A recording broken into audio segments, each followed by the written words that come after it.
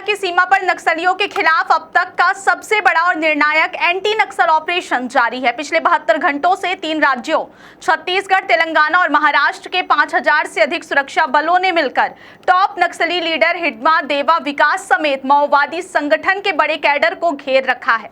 इस भीषण मुठभेड़ में सुरक्षा बलों को बड़ी सफलता मिलती दिख रही है। अब तक 5 नक्सलियों के मारे जाने की खबर है। हालांकि इसकी आधिकारिक पुष्टि का इंतजार है। सूत्रों के मुताबिक घटनास्थल से 5 नक्सलियों के शव और हथियार बरामद किए गए हैं और यह संख्या बढ़ने की पूरी संभावना है। इस ऑपरेशन को लेकर मुख्यमंत्री विष्णुदेव साय ने महत्वपूर्ण बयान दिया है। उन्होंने कहा है कि पिछले 15 महीनों से हमारे सुरक्षा बल के जवान मजबूती के साथ नक्सलवाद से लड़ रहे हैं और वर्तमान में सीमा पर चल रहा यह बड़ा ऑपरेशन निर्णायक साबित होगा।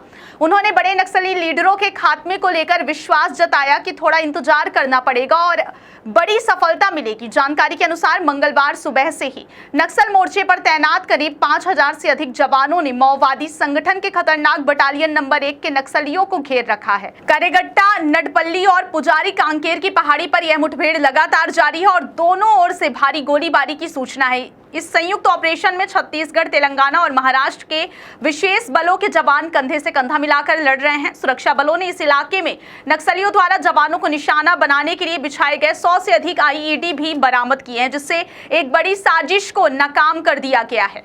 इस घेराबंदी में नक्सलियों के कई टॉप लीडर फंसे हुए हैं, जिनमें हिडमा देवा और विकास जैसे बड़े नाम शामिल हैं।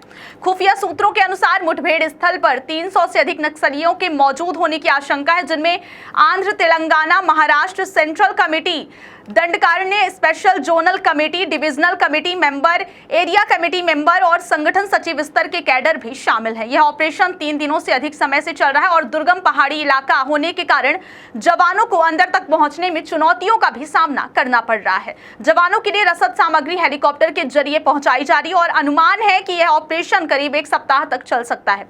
पूरे इलाके की निगरानी के लिए फोर्स के 2 से 3 हेलीकॉप्टर लगातार उड़ान भर रहे हैं। वहीं दर्जनों ड्रोन से भी चप्पे चप्पे पर नजर रखी जा रही है। नक्सलियों ने यहां छिपने के लिए 40 से 50 मीटर ऊंची खड़ी पहाड़ियों में दर्जनों बंकर बना रखे हैं, जिन्हें भेदना सुरक्षा बलों के लिए एक बड़ी चुनौती है।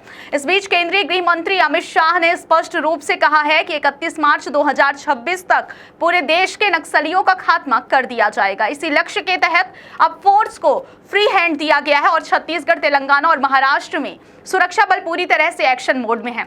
अगर इस ऑपरेशन में जवानों को बड़ी सफलता मिलती है और नक्सलियों को भारी नुकसान होता है तो यह नक्सलवाद के खिलाफ निर्णायक लड़ाई साबित हो सकती है। फिलहाल इलाके में मुठभेड़ जारी है और सुरक्षा बल नक्सलियों को पूरी तरह से समाप्त करने के लिए दृढ़ संकल्पित है।